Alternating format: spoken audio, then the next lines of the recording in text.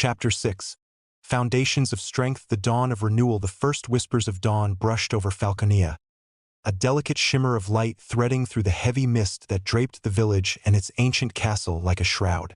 The air was sharp with the bite of early spring, laced with the crisp scent of pine drifting from the shadowed woods and the rich, loamy tang of dew-soaked fields stretching into the distance. Varion stood motionless at the castle's weathered gates, his dark cloak rippling faintly in the morning breeze, his sharp green eyes drinking in the scene before him. The castle, once a hollow shell of Falconia's lost grandeur, was awakening. Its courtyard buzzed with life, workers moving with purpose across the uneven stones, their boots crunching gravel underfoot, their voices a low, steady hum that mingled with the rhythmic clang of hammers striking stone. The transformation was palpable. Masons hauled rough-hewn blocks, their arms straining under the weight, while carpenters sawed through fresh timber, the air thick with the sweet, resinous scent of pine dust. A young laborer, his tunic streaked with sweat and grime, wrestled a slab into place, cursing under his breath as it settled with a dull thud. Nearby, an older woman scrubbed moss from a wall with a wiry brush, her hands red and raw, her face set in quiet determination. Varion's chest tightened, a swell of pride and resolve rising within him. This isn't just stone and wood, he thought, his gaze lingering on the flickering torches that cast golden pools across the courtyard. It's a heartbeat. Falconia's coming alive again. Beside him, Tren, his lanky personal guard, shifted his spear nervously, his freckled face alight with boyish excitement. "It's something else, milord," he said, his voice cracking mid-sentence. "Like the old tales, castles and heroes and all." Varion's lips twitched into a half-smile. "It's more than tales now, Tren. It's ours." He clapped the youth on the shoulder, feeling the bony frame beneath the patched tunic. "And it's the people who make it real. Keep that fire in you." The workers' laughter rang out, a sharp, bright sound cutting through the labor, as a burly man hoisted a beam with a theatrical grunt, earning a cheer from his mates. Varion watched them, a motley crew of villagers, newcomers and wanderers, united by sweat and shared purpose. This is the foundation, he mused. Not just the castle, but them. Forging a militia by mid-morning, the courtyard had shed its construction chaos for a new kind of clamor. The sharp clack of wooden swords, the scuffle of boots on packed earth, and the ragged gasps of exertion. Varion prowled the training ground, his cloak discarded, his sleeves rolled up to reveal forearms corded with lean muscle. The militia, a patchwork of villagers turned fighters, swung their practice blades under the watchful eye of Guster, his grizzled retainer. The older man stood like a weathered oak at the center, his scarred hands gripping a staff, his voice a gravelly roar. "Shoulders back, you mud-footed clods. You're not swat-tin flies." The trainees were a diverse lot, grizzled farmers with calloused hands, their faces lined from years in the sun, eager youths with wild hair and wilder swings, and a few graying veterans, their movements slow but sure. Sweat glistened on their brows, their tunics clinging damply as they paired off, wood-meeting wood in uneven rhythm. Varion paused by a wiry farmer, his blade wobbling as he blocked a blow, and adjusted the man's stance with a gentle nudge. "Weight on your back foot," he said, his tone firm but kind. "You're not a scarecrow. Move like you mean it." The man nodded, grunting as he tried again, his strike landing with a satisfying thwack. Varion's gaze swept the yard, landing on a smaller group at the edge, teenagers, their faces a mix of nerves and fire. He'd plucked them from the militia ranks, spotting flickers of potential in their quick steps and steady grips. Time to shape them, he thought, striding over, his sword resting casually on his shoulder. "Line up," he called, his voice cutting through the din. They scrambled into place, clutching their wooden swords like lifelines. Jorin, a skinny lad with a tangle of brown curls and a grin that promised trouble. Mara, a sharp-eyed girl with a braid swinging like a whip, her jaw set in defiance. And a handful of others, their breaths quick and shallow. "Pair off," Varion ordered, stepping back to watch. Jorin danced around his partner, a stocky boy with a flushed face, ducking a clumsy swing and jabbing back with a swift poke to the chest. The boy yelped, and Jorin's laugh rang out, sharp and bright. Mara, meanwhile, faced a taller opponent. Her smaller frame coiled tight as she blocked a heavy blow, her arms trembling but unyielding. "That all you got?" she spat, shoving back with a snarl. Varion's mind churned as he observed. Jorin's light on his feet, could scout or flank in a pinch. Mara's got grit.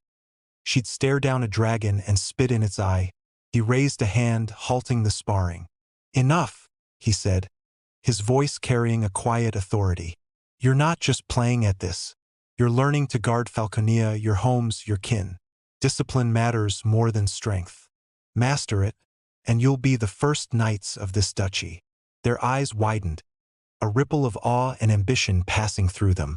Jorin's grin stretched ear to ear, while Mara's gaze sharpened, her fists clenching around her sword. They're raw, Varion thought, a spark of hope flaring in his chest. But they're mine, the seeds of something lasting. Lessons in steel and speed. The sun climbed high, its heat baking the training ring as Varion faced Guster, their swords flashing in the glare. His muscles ached, sweat stinging his eyes as he parried a vicious swing, the impact jarring his bones. Guster's face was a mask of scars and focus, his gray hair plastered to his forehead, his wooden blade a relentless storm. "Feet, boy!" he barked, lunging with a strike that could have cracked ribs. Varion twisted aside, the air hissing as Guster's sword grazed his tunic, and countered with a thrust that the older man batted away with a grunt. He's a wall, Varion thought, his pulse pounding in his ears. Every move's a lesson. Don't flinch, don't falter. He pressed forward, their blades clashing in a staccato rhythm, with splintering faintly under the force. Sloppy, came a drawl from the sidelines. Kalen, lounging against a fence post, his merchant's tunic rumpled, a dagger spinning lazily in his hand. His hazel eyes twinkled with mischief. "I'd have gutted you thrice by now, Varion." "Prove it, smartass." Varion shot back, panting as he lowered his sword. Kalen's grin was a flash of teeth, and he tossed his dagger skyward, catching it with a flourish before slipping into the ring. Where Guster was a battering ram, Kalen was a shadow, his feints quick and sly, his strikes darting like a hornet. Varion pivoted, blocking a low swipe, then lunged, only for Kalen to sidestep and tap his shoulder with the flat of his blade. "Dead," Kalen chirped, dancing back. Varion laughed, a sharp, breathless sound, and charged again, their sparring a whirlwind of steel and sweat. He ducked a high slash, sweeping low, nearly catching Kalen's legs before the merchant leaped clear, chuckling. "Close, lordling. You're getting there." They broke apart, chests heaving, grins mirroring each other. Guster crossed his arms, a rare smirk softening his craggy face. "Not hopeless, I'll grant you that. Keep the fire, but learn to bank it. Patience wins wars." Varion wiped his brow, nodding. "Fire and steel, Guster. That's the goal." He glanced at Kalen, who sheathed his dagger with a theatrical twirl. "You're not half bad yourself.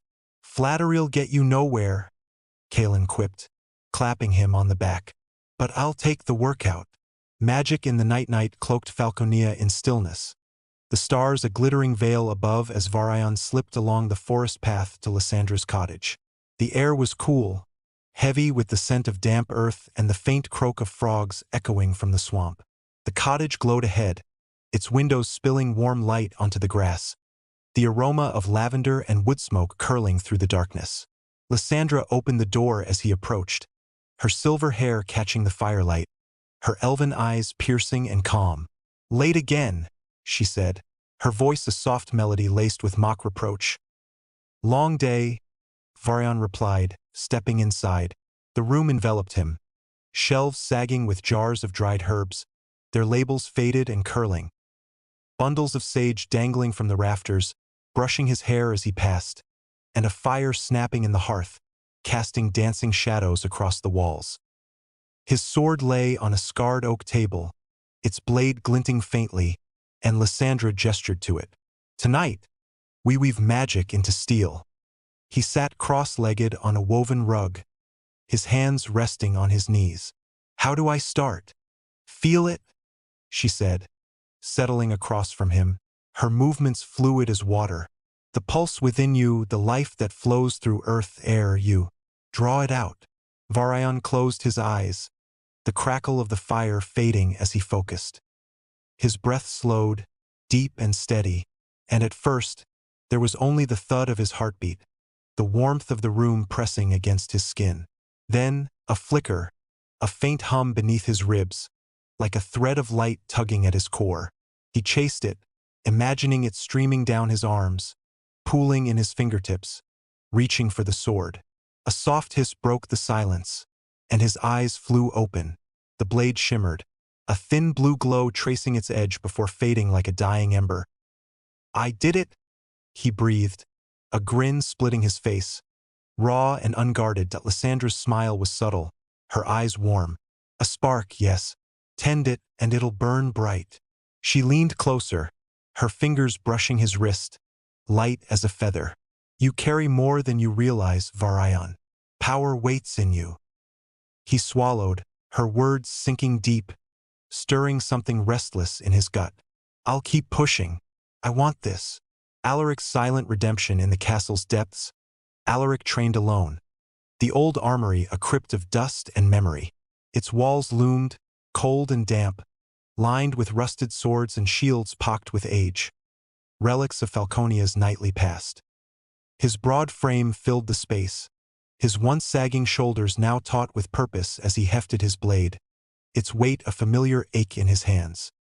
He moved through forms, slash, parry, step, his boots scraping stone, his breath a steady rhythm in the stillness. The air was thick with mildew and the faint musk of old leather, cobwebs trembling in the corners as he swung. Sweat beaded on his brow, dripping into his gray eyes, but he didn't falter. Not finished, he thought, his jaw tight, his muscles coiling with each strike. Not yet. Flashes came unbidden. His wife's voice, soft as spring rain. Varion's toddling steps, the clash of steel in battles long faded. He thrust harder, the blade singing through the air, a knight clawing back his honor in the dark. Taming the swamp sprawled beyond the village, a tangled mire of reeds and black water, its surface buzzing with flies, its stench a cloying mix of rot and mud. Varion stood at its edge.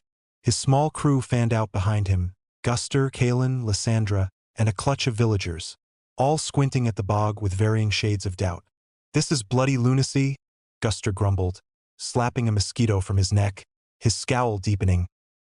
"Not lunacy," Varion countered, crouching to drag a stick through the mud, sketching rough lines. "Vision. I learned this from distant scholars." He flashed a grin at their blank stares. Professor YouTube wouldn't mean much here, and pressed on. "We dig channels, drain it, turn this into fields. Rice could thrive, or something tough enough for this soil." Kalin cocked his head, his merchant's mind whirring. "Rice? Smart. Sells well, too." Lysandra knelt beside him, her slender fingers sinking into the muck. "It's rich underneath. Life waits here." Mira, arms folded, arched a brow. "And who's shoveling this mess?" "Me, for starters," Varion said, grabbing a spade and wading in. The mud sucked at his boots, cold and thick, but he drove the blade down, heaving a clod of earth aside. The others followed, their grumbles softening into reluctant chuckles as they joined him, the air filling with the wet squelch of mud and the clink of shovels. Mad, maybe, Varion thought, sinking knee-deep, a laugh bubbling up, but it's ours. The sun arced overhead, sweat soaking their tunics as they carved through the mire. Channels took shape, water gurgling into ditches, exposing dark, fertile soil. By dusk, a patch lay bare, the first whisper of farmland reclaimed. Varion straightened, mud caking his hands, and met his crew's tired grins. "Step one," he thought. "Now we plant." The road and the reborn village. Weeks later, the main road gleamed, a ribbon of fitted stone cutting through Falconia, its surface smooth under the sun's glare.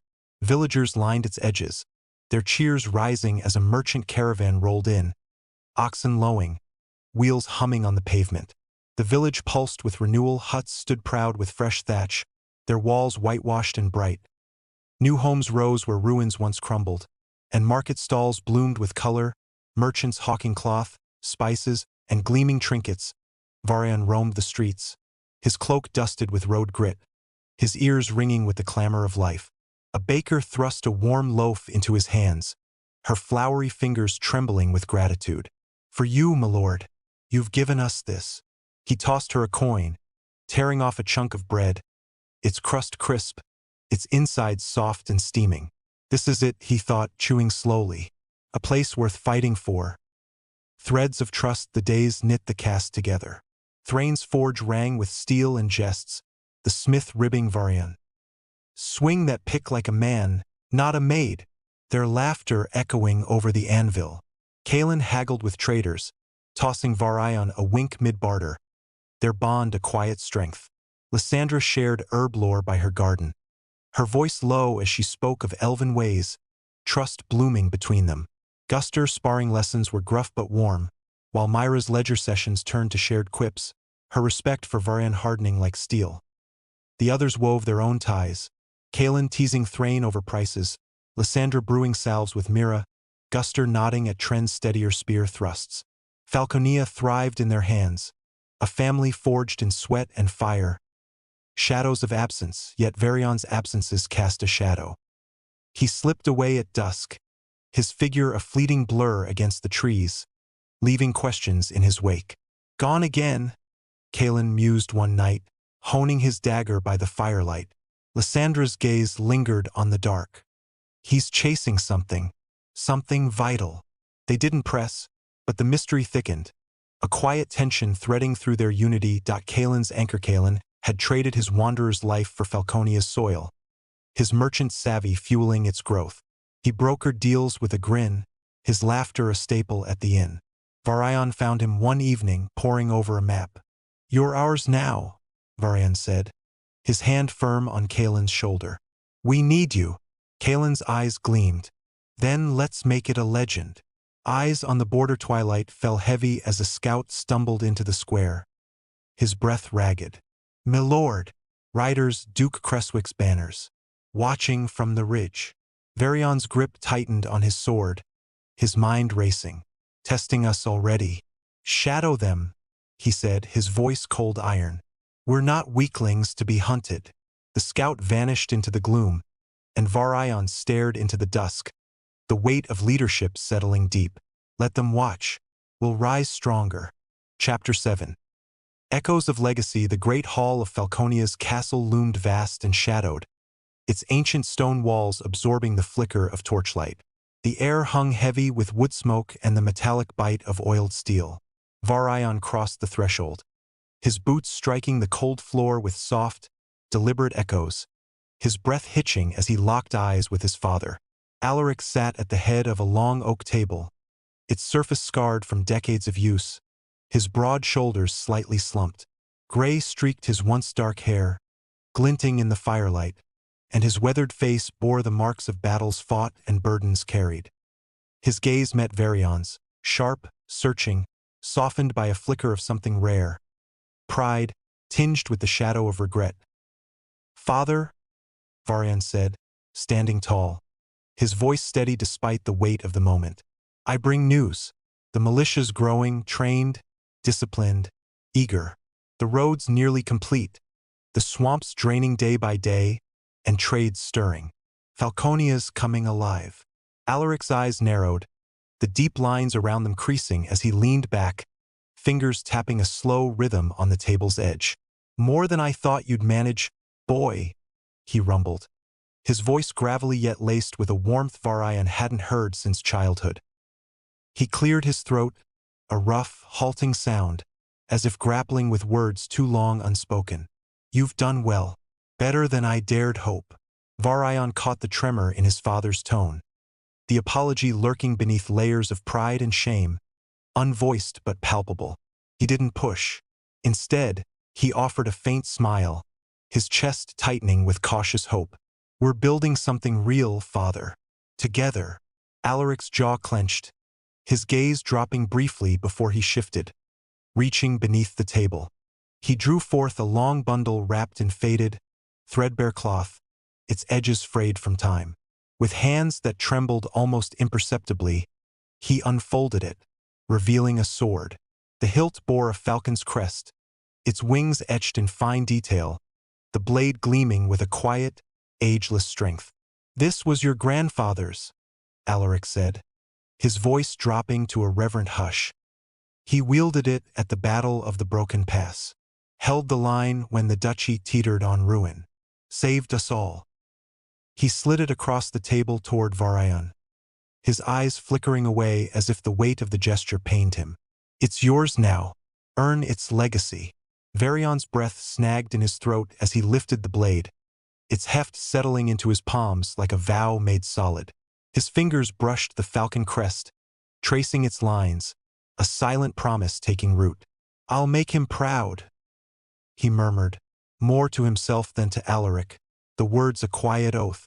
The hearth's fire snapped and hissed, painting the hall's walls with restless shadows. Alaric leaned forward, his brow knitting into a stern frown. "Arming peasants, training them to fight. It's a gamble, Varion. Paying them, giving them steel. What's to stop them turning those blades on us when the wind shifts?" Varion held his father's gaze, unwavering.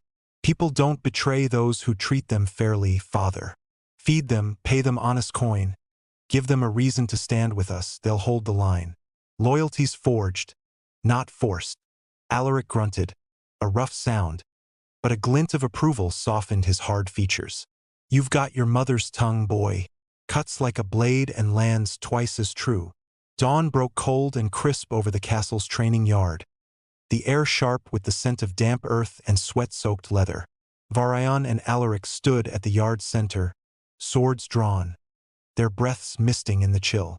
Around them, the militia gathered in a loose semicircle, their murmurs fading as the two began to circle. Alaric moved first, his blade slashing in a heavy, precise arc, years of battle honed into every motion. Varion met it with a swift parry, his stance firm but less refined, the clash of steel ringing sharp and clear. They traded blows, Alaric's relentless force driving Varion back, step by grudging step. Then, without warning, Alaric's sword shimmered, a faint pulse of magic rippling along its edge. With a deft twist of his wrist, he sent Varion's blade spinning free, the steel skittering across the dirt. Varion staggered, chest heaving, sweat beading on his brow. "How?" he gasped, hands braced on his knees. Alaric sheathed his sword, his expression stern yet tempered with a trace of patience. "Magic's a tool, boy, like a forge or a plow. Useful but not your foundation. Lean on your mind first. Steel and spells are just the finish. That's the lesson." Varion straightened, retrieving his grandfather's sword from the dust. "I'll keep it in mind," he said, resolve hardening his voice as he wiped the blade clean. Midday sunlight bathed the village square, where Kalen stood before a sturdy new building, its timber frame still smelling of fresh-cut wood. A sign hung above the door, Falconia Merchant Guild, its bold letters gleaming with wet paint. The square thrummed with life, villagers bartering, children darting through the crowd, the air alive with chatter and possibility. Kalen turned as Varion approached, his grin wide and infectious. "Feast your eyes on this, Varion. Proper hub, trade routes, deals, connections. We'll link Falconia to every market from here to the coast." Varion clapped his friend on the shoulder, warmth lighting his eyes. "You're a marvel, Kalen. This'll put us on the map." Kalen leaned in, voice dropping to a conspiratorial whisper. "I've got merchants from Greystone already asking questions, and a few from the capital sniffing around. They're curious, hungry, even about what we're cooking up here." "Good," Varion replied, his gaze sharpening with purpose. "Let's serve them something they can't resist." At the forge, the air pulsed with heat and sound. Hammers clanging, bellows wheezing, steam hissing as water met molten steel. Thrain, the broad-shouldered smith, loomed over his apprentices, barking orders with a voice like rolling thunder.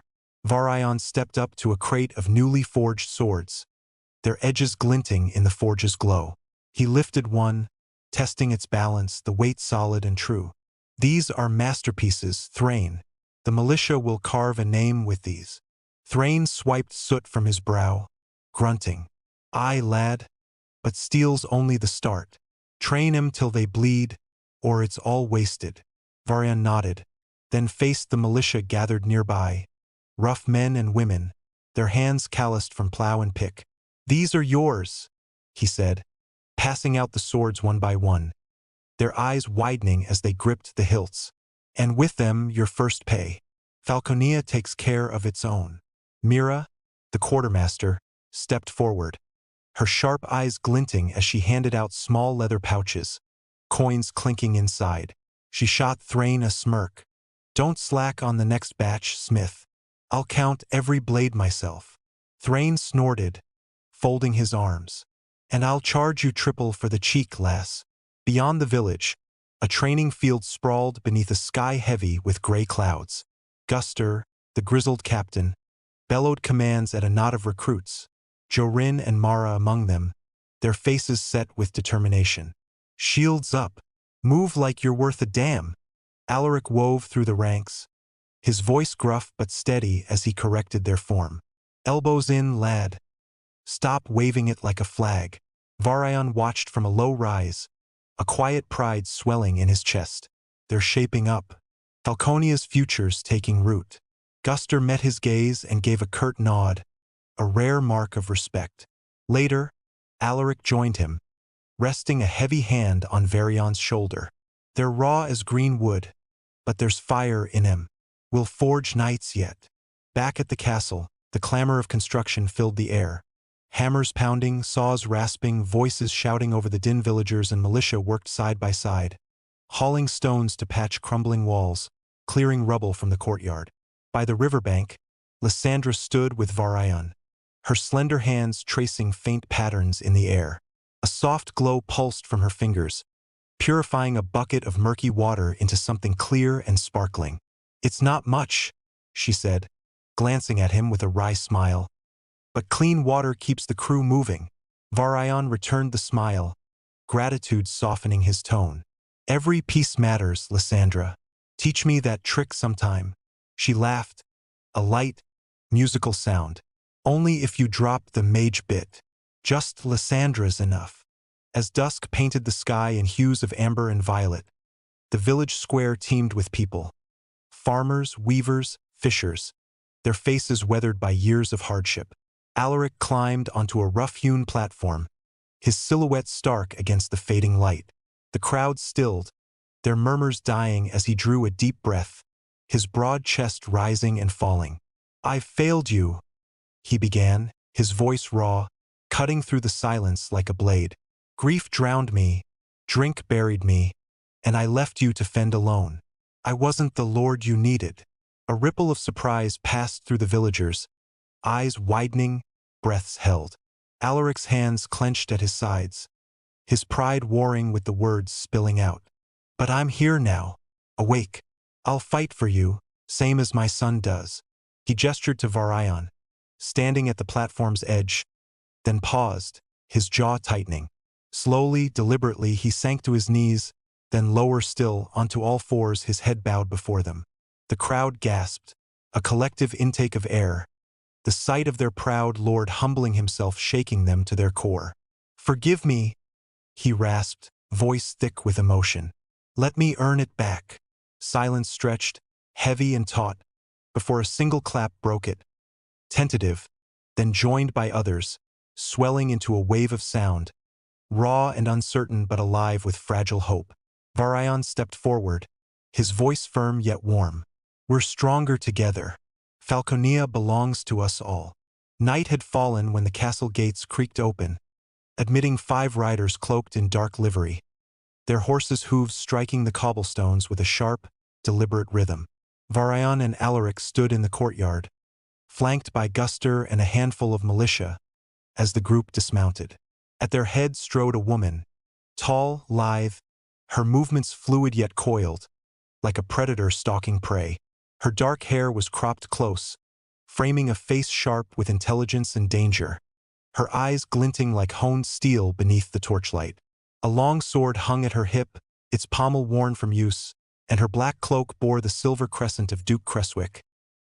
"I am Caliph," she said, her voice low and precise, each word a measured cut.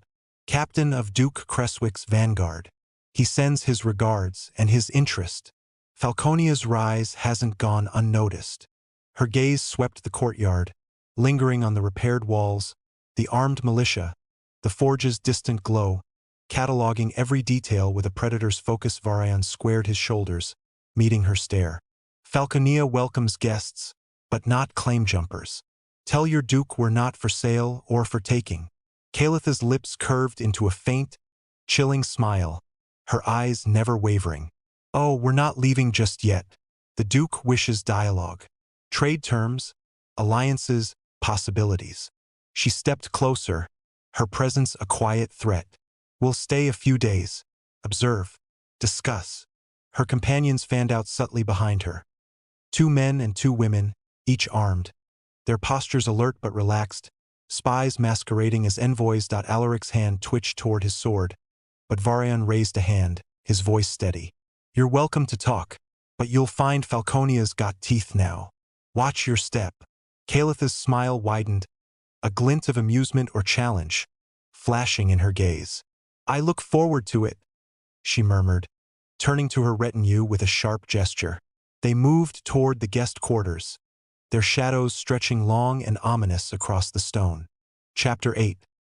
Shadows of Deception. The council chamber was a cavern of shadows, its stone walls damp and cold, swallowing the faint light of a single lantern swaying from an iron hook. The hearth in the corner crackled feebly, its embers casting a dull red glow over the scarred wooden table where Varion sat. His fingers tapped a restless beat against the grain, a habit from his old life, like spamming the A button in a cut scene, waiting for the dialogue to hurry up. He caught himself, stilled his hand, and glanced around the room. Alaric slumped in his chair opposite, cradling a goblet with a practiced looseness, his grizzled beard flecked with gray catching the light. Guster stood against the wall, arms crossed, his broad frame a silent pillar of muscle. Lysandra perched at the table's edge, her silver hair shimmering faintly, her posture as composed as a queen's despite the rough-hewn surroundings. "We can't let them see what we've built," Varion said, his voice a low thread in the stillness. "The envoy's here to dig, to find weaknesses. We show them a duchy on the brink. Nothing more." Alaric tilted his goblet, peering into it as if it held answers. "Hide the militia, you mean? After all the sweat we've poured into them." "Not hide," Varion replied, leaning forward, elbows on the table. "Pause. No drills, no patrols while they're here. Let Caliph think we're barely holding on." Guster's dark eyes flicked to him, skeptical. "And the village? She'll want to poke around." Varion's lips twitched into a grin, sharp and sly. "That's the fun part. When she tours, we stage it. Old folks coughing in the streets, kids playing in the dirt, trash piled high, broken shutters, sagging roofs. A duchy too busy surviving to threaten anyone." Lysandra's gaze softened with a flicker of admiration. "You'd cloak our strength in ruin. It's bold." "Bold's one word for it," Alaric muttered, his voice rough but his eyes keen. "Risky's another. If they catch the lie." "They won't," Varion cut in, his tone steady. "Calipha's clever, but she's looking for cracks we won't show. We play this right, and she leaves with nothing but pity. Like a stealth check in D&D, roll high, stay invisible," Varion thought, suppressing a chuckle. He straightened, meeting their eyes. "Everyone's got a role. Alaric, you're the broken lord. Lean into it. Guster, keep the militia quiet. Lysandra, watch her magic. See if she's probing us that way." Alaric raised his goblet in a mock salute, a faint smirk tugging at his lips. "To ruin, then." Morning broke over Falconia with a sky of slate and a wind that carried the bite of coming frost. Varion stood at the castle gates, his cloak tugged tight against the chill, as Caliph approached. She was a blade of a woman, tall, lean, her dark hair cropped close, her gray eyes cutting through the mist. Her 4 aides flanked her, their movements too fluid to be anything but trained killers, their cloaks hiding who knew what.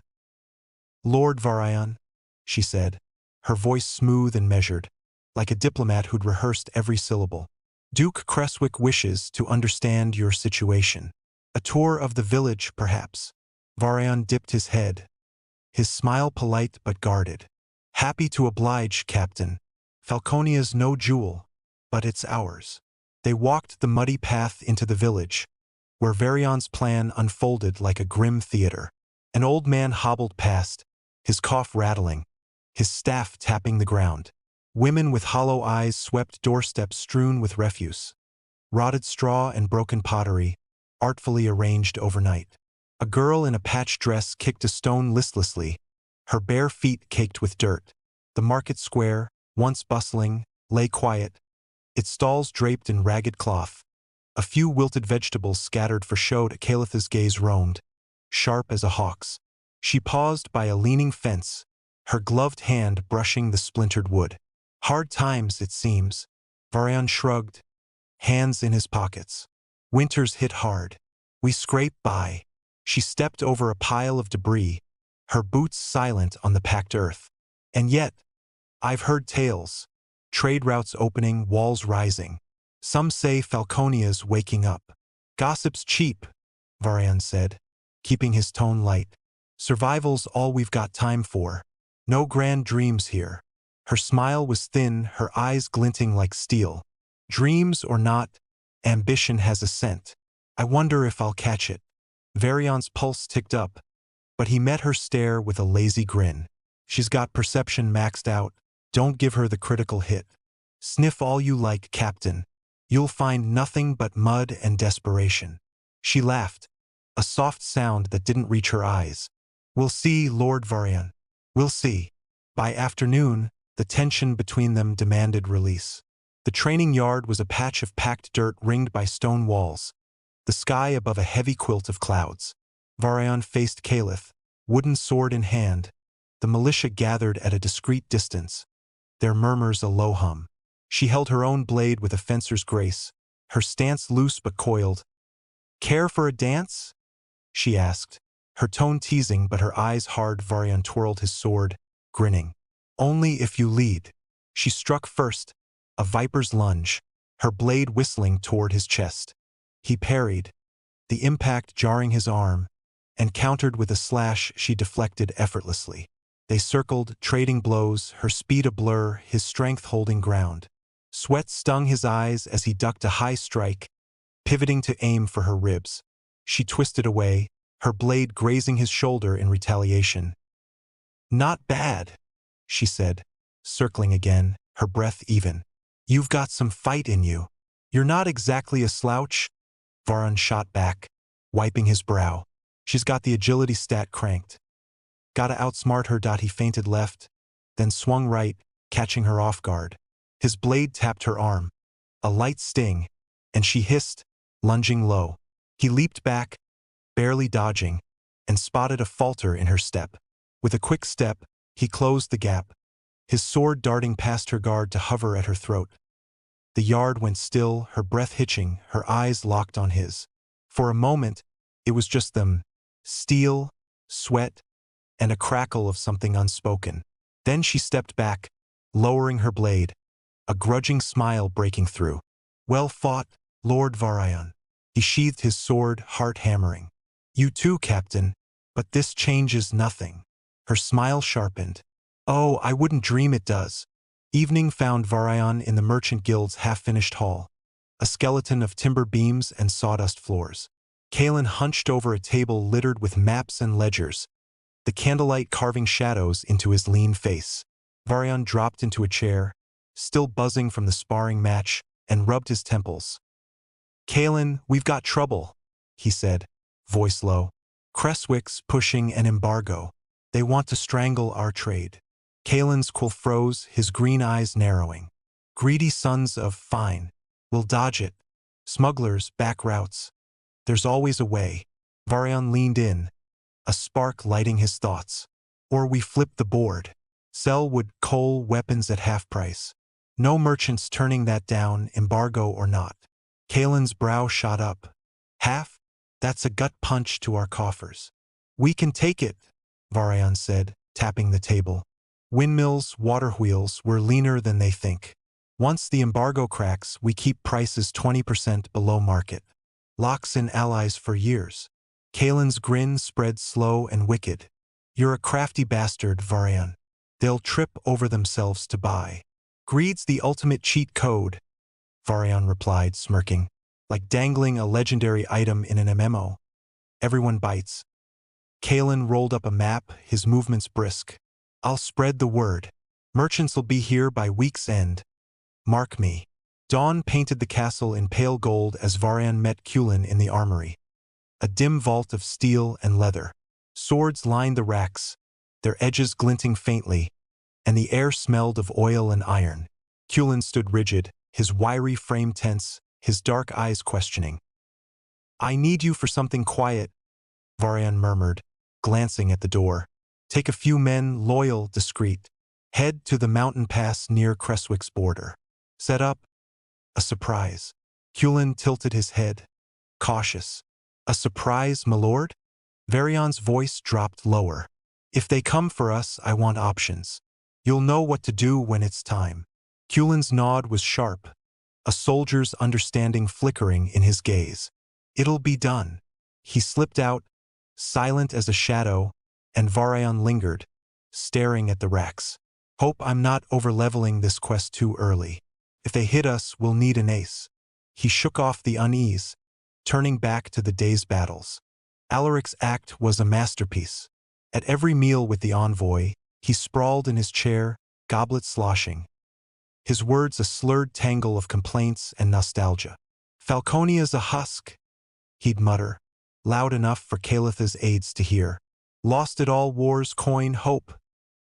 His hand trembled as he drank, spilling water, never wine. Down his beard, Calith watched, her expression a mask of polite pity, but Varion caught the calculation beneath it. One evening, as the envoy withdrew, Alaric met his son's gaze across the hall. He lifted his goblet, a ghost of a smirk breaking through the charade, and Varion raised his own in return. Oscar-worthy, Dad. The old tank still got aggro control. The envoy's visit stretched into days, a tightrope of feigned frailty and hidden strength. Varion moved among his allies, their bonds a quiet anchor. In the yard, Guster sparred with him, their blades clashing as the captain growled, Move your feet, boy! You're not chopping wood. Lysandra joined them at twilight, her magic shimmering in faint barriers, her laughter bright as Varion fumbled a spell. Focus, Varion. Feel the flow, not the force. Kalen darted in and out, his reports sharp with triumph. Merchants are biting, your price tricks gold, he said one afternoon, clapping Varion's shoulder. Mira, meanwhile, haggled with Thrain over supplies, her voice cutting through the forge's clang. These axes better hold an edge, or I'll melt them down myself. Thrain's booming laugh echoed back. Test 'em, lass. My steel's tougher than your tongue. As Calitha's departure loomed, Varion felt the weight of their ruse, and the promise of what lay beyond. Kulin was out there, his mission a shadow on the horizon, and Falconia stood poised between collapse and conquest. Level-up's coming, Varion thought, a grin tugging at his lips. Let's hope we've grinded enough. Chapter 9. The wind shrieks through the mountain pass, clawing at the jagged rocks like a living thing, its wail a prelude to slaughter. Calith, Creswick's envoy, straddles her warhorse, her crimson cloak whipping behind her like a blood-soaked banner. Her grin is a grotesque slash across her angular face, teeth bared, eyes glinting with a predator's glee. Cherish your fleeting peace, Lord Varion, she spits, her voice a venomous rasp that cuts through the gale. It's a corpse waiting to rot. She jerks the reins, her steed rearing with a snort, and gallops off, hooves pounding the frozen earth. A plume of dust rises, swallowed by the shadowed peaks. Varion stands rooted, his cloak snapping in the wind, breath fogging in the biting cold.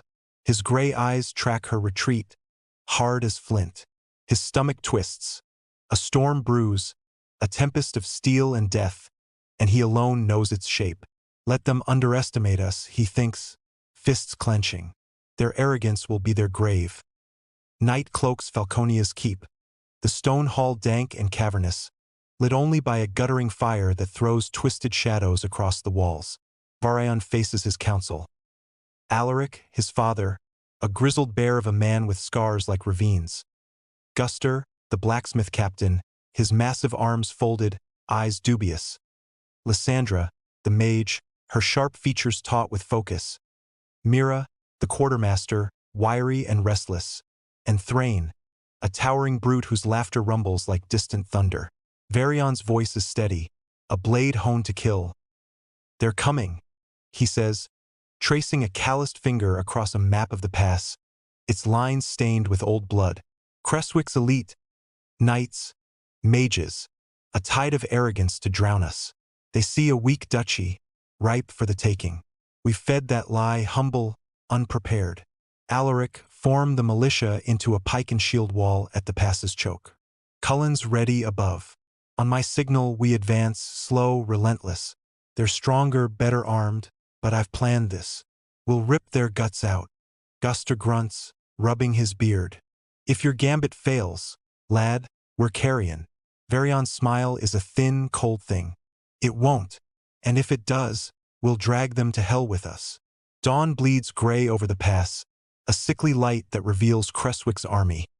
A seething mass of steel and malice spilling through the narrow gap. Hundreds of knights in crimson and black, their banners fluttering like flayed skin, charge beside mages whose robes swirl with shadows, hands sparking with unholy fire.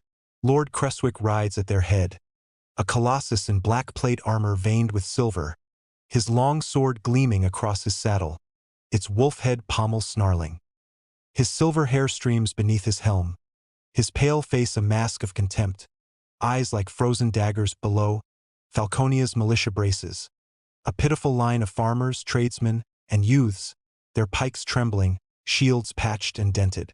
Creswick's vanguard, armored knights astride warhorses, charges with earth-shaking force. The initial collision is apocalyptic. A thunderous boom reverberates as shields meet lances. With splinters into jagged shards, pikes bend and snap like twigs, and men are flung backward, their bodies crumpling under the momentum. A knight's lance punches through a militiaman's chest, lifting him off his feet before the shaft shatters. Another horse rears, its hooves crushing a farmer's skull with a wet crack, blood pooling in the churned earth. The line buckles but holds, just barely. Militiamen scream defiance, their voices raw as they thrust pikes into the churning mass of steel and flesh. A knight's horse stumbles, impaled through the flank, its agonized shrieks piercing the air as it collapses, pinning its rider beneath. The knight thrashes, clawing at the mud, only for a farmer to slam a pitchfork into his neck. Dark blood gushing onto the ground from a ridge above. Varion watches, his pulse hammering in his ears. The militia's courage is fierce, but he knows they're outmatched, untrained men against seasoned killers. His grip tightens on his sword, the leather creaking under his fingers. Every instinct screams to charge, but he forces himself to wait, scanning the chaos for the perfect moment. The fight descends into a savage melee, a tangle of blood, steel, and desperation. A militiaman wrestles with a dismounted knight, their hands slipping on sweat-slick armor. The knight's dagger finds the man's ribs, but not before a second farmer buries an axe in the knight's helm, the blade lodging with a metallic clang. Nearby, a knight swings his long sword in a brutal arc, cleaving through a shield and into the arm beneath. The farmer's scream is cut short as the blade rips free, leaving a trail of crimson mist. The air grows thick with the stench of sweat, blood, and burning grass. A horse, riderless and mad with panic, gallops through the fray, trampling friend and foe alike. Two militiamen corner a knight, one jabbing with a spear while the other swings a flail. The knight parries the spear, but the flail catches his shoulder, denting the pauldron and driving him to a knee. Before he can rise, the spearman drives his weapon through the gap beneath the knight's armpit. A gout of blood spraying across both attackers. Varion's jaw clenches as he counts the fallen. Too many, too fast. The militia's resolve is fraying, their formation dissolving into pockets of resistance. He mutters a prayer under his breath, willing them to hold just a little longer. Creswick's mages stride forward, their robes billowing as they raise gnarled staves. The air crackles with power, and the first spells ignite the battlefield. Fireballs streak across the sky like vengeful comets, slamming into the militia's ranks with explosive force. Men are engulfed in flame, their screams swallowed by the roar of detonation. Charred bodies collapse, armor glowing red-hot, while others stagger, beating at their burning clothes. Shadow magic follows. A writhing mass of black tendrils erupts from the ground, snaking around legs and torsos. A militiaman's arm is caught. The tendrils tighten, bones snapping audibly as he's dragged down, his cries fading into a gurgle. Another tendril lashes a horse's legs, sending it crashing in a tangle of broken limbs and shrieking panic. Lysandra, Falconia's mage, leaps into action. Her hands dance through the air, tracing runes that shimmer with golden light. A translucent barrier flares to life, intercepting a barrage of fireballs. The shield trembles under the impact, cracks spiderwebbing across its surface. Sweat streams down her face, her breath's ragged as she channels more power, her knees buckling under the strain. "Hold! Damn you!" she snarls, forcing the barrier to endure another volley. Mira, the malicious healer, weaves through the carnage, her hands stained with blood. She spots a boy, barely 16, sprawled in the mud, his leg twisted at a sickening angle, bone jutting through skin. His whimpers cut through the din as she drops beside him, dragging him toward a shattered cart. A fireball explodes nearby, showering them with dirt. She shields him with her body, her heart racing as she whispers, "You'll live. You have to." Varion's patience snaps. He thrusts his hand skyward, the signal sharp and decisive. High on the cliffs, Cullen grins, kicking a wagon into motion. The canvas peels back, revealing crude wooden crates. With a shout, his men hurl the first volley of grenades, black spheres trailing fuses, into Creswick's ranks. The explosions are apocalyptic. Blinding flashes erupt, followed by deafening booms that shake the ground. Shrapnel rips through knights and horses alike, tearing armor into jagged scraps. A mage caught mid-spell is shredded, her body flung like a rag doll, blood painting the air. The blasts ripple outward, sowing chaos as soldiers stagger, deafened and disoriented, their formations crumbling. Then come the muskets. Hidden among the rocks, Falconia's sharpshooters take aim. The sharp crack of gunfire cuts through the tumult. Bullets punch through breastplates, helm visors, and unprotected flesh. A knight clutches his chest, blood bubbling from a neat hole, before collapsing face first into the mire. A mage spins, her staff clattering away as a shot pierces her throat, her spell dying in a sputter of sparks. The tide shifts, but Creswick's forces rally, their discipline holding despite the carnage. A knight captain bellows orders, and a wedge of armored riders charges the militia anew, lances leveled. Alaric, Falconia's grizzled commander, roars for the militia to advance. "Push them back, you bastards!" he thunders, his voice carrying over the din. The militia surges, a ragged wave of pikes and swords, stepping over their dead to meet the enemy. Blood slicks their weapons, their faces grim with exhaustion and fury. Alaric leads the charge, his blade a whirlwind. He ducks a lance, slashing upward to sever the knight's arm at the elbow. The man topples, clutching the stump, as Alaric spins to face another. This knight swings a mace, but Alaric sidesteps, driving his sword through the visor. The blade grates against bone, and blood fountains from the slit as the knight collapses. Thrain, a hulking brute, storms into the fray, his maul swinging in devastating arcs. He catches a knight's shield, shattering it into splinters, then brings the weapon down on the man's helm. The skull caves with a wet crunch and Thrain laughs, a wild, guttural sound, as gore spatters his beard. He wades deeper, crushing ribs, snapping spines, a one-man engine of destruction. Guster anchors the line, his warhammer methodical and merciless. A knight charges, sword raised, but Guster swings low, smashing the man's knee into a pulpy ruin. The knight screams, toppling, and Guster ends it with a blow to the temple, the helm crumpling like tin. He plants his feet, daring the next foe to come. Varion can wait no longer. With a shout, he charges down the ridge, his sword a streak of silver in the dim light. Creswick soldiers meet him 3 at once, and he fights with lethal precision. He parries a thrust, riposting to slice through a throat. A mace swings for his head. He drops low, slashing upward to gut the attacker, entrails spilling onto the mud. The third lunges, but Varion sidesteps, driving his blade through the man's spine. Tren, his loyal shadow, fights beside him. A spear jabs at Varion's flank, but Tren intercepts, snapping the shaft with his dagger before burying the blade in the attacker's eye. The two move as one, cutting through the enemy like a scythe through wheat. Tren shouts over the chaos. "You're getting slow, old man." Varion grins despite himself, adrenaline surging. From the smoke strides Caliph, Creswick's champion, her armor battered but her presence commanding.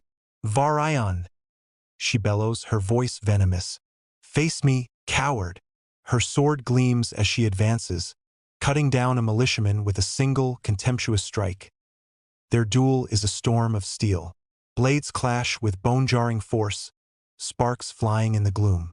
Caliph fights like a demon, her strikes a blur, high, low, feinting left then slashing right. Varion blocks a blow that numbs his arm, retaliating with a thrust she barely deflects. Blood slicks the ground, making each step treacherous. She presses him back, her blade nicking his shoulder, a hot line of pain flaring. She taunts him. "This is your rebellion? Pathetic." Her sword arcs for his neck, but he ducks, slashing at her leg.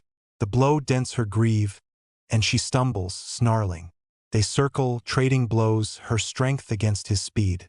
A glancing strike opens a gash on his forearm. He grits his teeth, refusing to falter. Desperation mounts. Varion reaches for the magic Lysandra drilled into him, his sword igniting with a faint blue glow. Caliph hesitates, then lunges. He meets her strike, the enchanted blade flaring brighter, and with a roar, he forces her sword aside, slashing through her arm. The limb falls, blood jetting, and she collapses, gasping. He looms over her, voice ice-cold. "We're just a humble, feeble duchy." His sword descends, ending her. Creswick's forces waver, their champion dead, their ranks decimated. Lord Creswick himself, bloodied and limping, mounts a horse and flees, abandoning his men. The militia presses the advantage, their exhaustion forgotten in the rush of victory. Pikes skewer retreating knights, swords hack at fleeing foot soldiers, and musket fire picks off stragglers. Varion staggers through the aftermath, the battlefield a graveyard of twisted metal and broken bodies. He kneels beside a fallen boy, gently closing his staring eyes, grief clawing at his chest. Rising, he lifts his sword, its blade chipped and stained.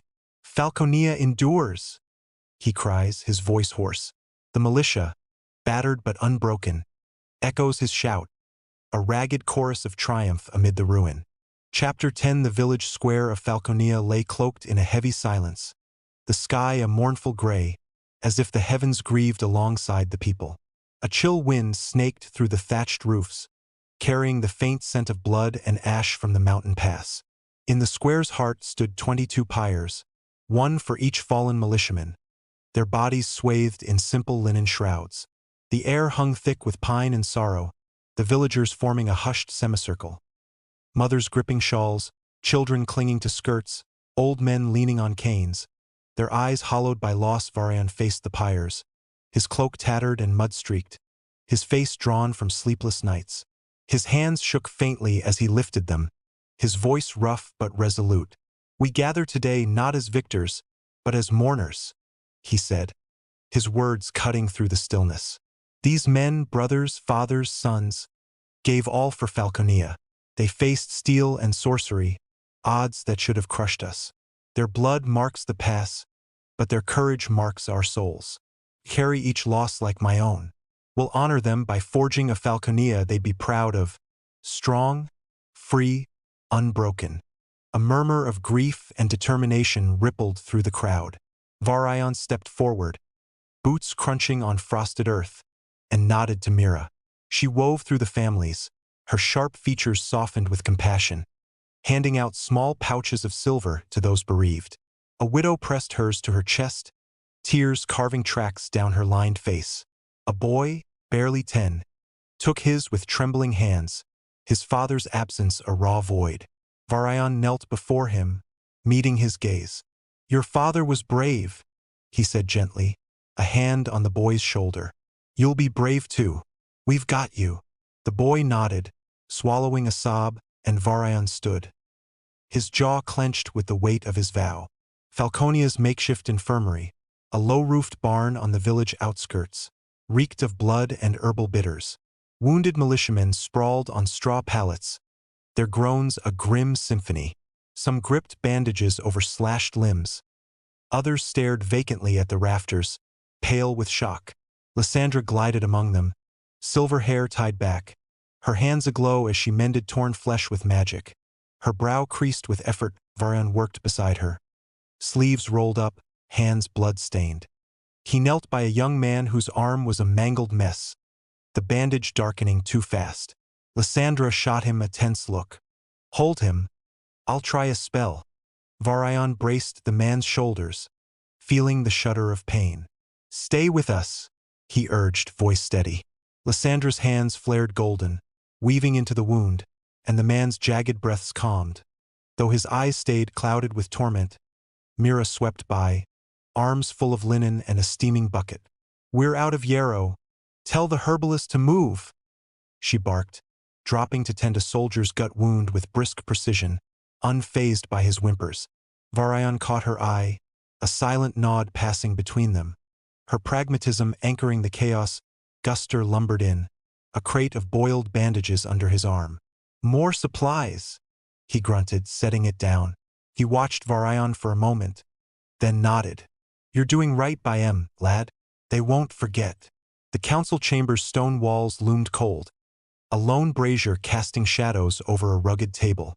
Varion sat at its head, soot smudging his face, his gray eyes piercing despite his weariness. Alaric, Guster, Lysandra, Mira, and Thrain flanked him, their faces a blend of fatigue and grit. Parchments, letters from neighboring duchies, lay strewn across the table, seals cracked. "Word's out," Varion said, tapping a missive marked with House Vera's sigil. "Some want alliances, others aren't so kind. Vera offers trade, but they want tolls and a council seat. Control, not friendship." Alaric snorted, fists tightening. "They sense weakness, even after we gutted Creswick. Can't trust them."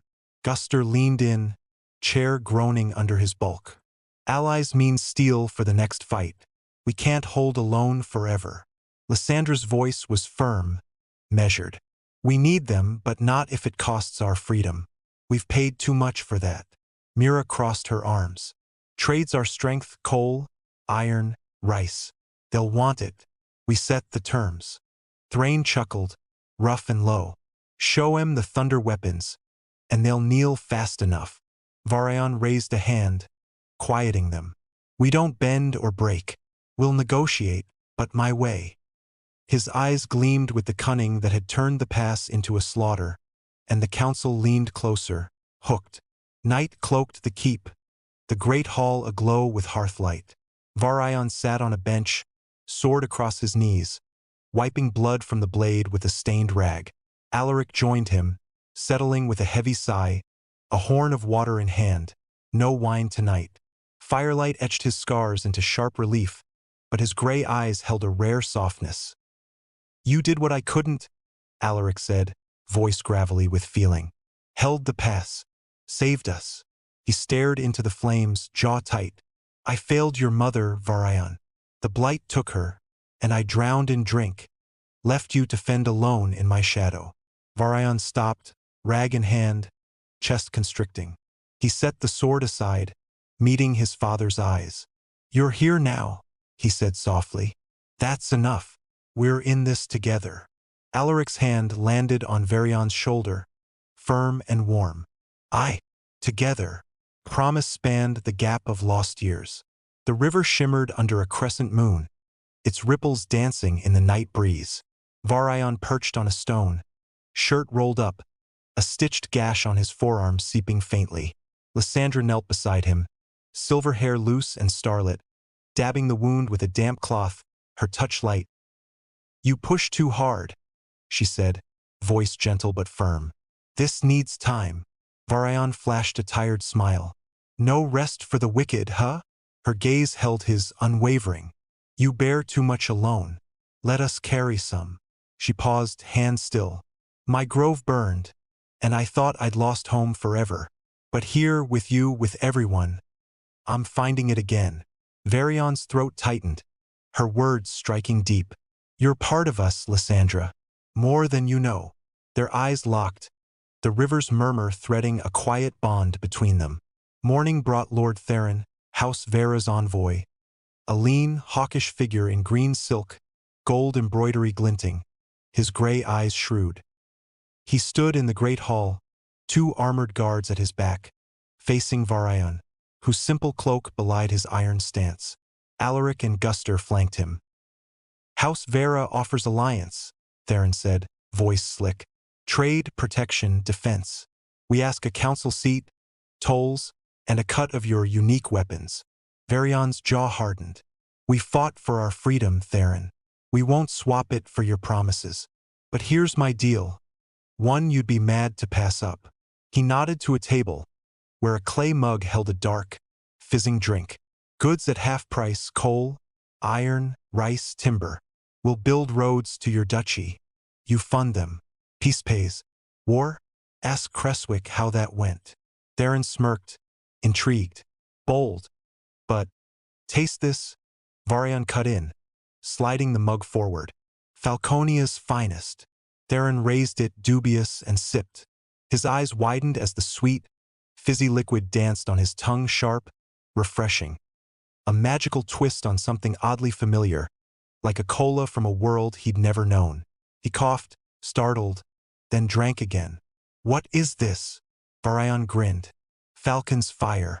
Herb's magic, a kick like nothing here. We're scaling it up, think of it as a potion for the masses. Want in? Sign the deal." Theron wiped his lips, greed sparking in his gaze. "Dangerous man," he muttered, scrawling his signature. The deal was done. Varion smirked inwardly. Coca-Cola, medieval edition, hooked him like a vending machine junkie. In the forge, heat and iron tang filled the air, hammers ringing. Varion faced his council, gesturing to a crate of muskets and grenades, their metal gleaming. "Thrain and I built these in secret," he said. "Nights in the mountains, forging, testing. I trained a crew to wield them. Then Cullen took those musketeers to the pass, set the ambush that broke Creswick." Thrain traced a musket's barrel, grinning. "Ye crafty devil. Kept us in the dark." Guster hefted a grenade. "This shifts the game. We need more." "We'll make more," Varion said. Thrain set a production line. One job per worker, fast and tight. Alaric leaned against the wall, a wry smile breaking through. "So that's where you kept disappearing to, and why the silver vanished from the coffers." Varion laughed, eyes glinting. "Couldn't tip off Creswick. Had to play it close." The forge buzzed as workers churned out weapons, spurred by Varion's pay bump. More output, more coin. "Greed works," he told Thrain, who chuckled. "Capitalism 101, grind, win," Varion mused. Sawmills and coal pits hummed, hammers and saws relentless to the iron mine. Grenades blasted rock apart, or spilling free, output soaring under strict safety rules. The militia drilled harder. Alaric's Night Division, now 20, gleamed in new armor. He knighted Jorin, blade tapping shoulders. "Rise, Sir Jorin, Knight of Falconia." Guster shaped the musket crew, growling as shots went wide, pride hidden in his scowl. The castle shed its ruin, walls cleaned, plans sketched for a school, library, and magic tower. Lysandra drew the tower, eyes alight. "A beacon," she said. Varion nodded. "For you." The merchant guild grew, Kalen luring an engineer with charm. The rice fields thrived under Lyssandra's magic, promising plenty. A scout spotted a lone rider, House Vera's spy, watching from a ridge, gone before capture. They're nervous, Varion told Alaric. But they won't move yet. The duchies reeled from Falconia's weapons, wary but distant for now.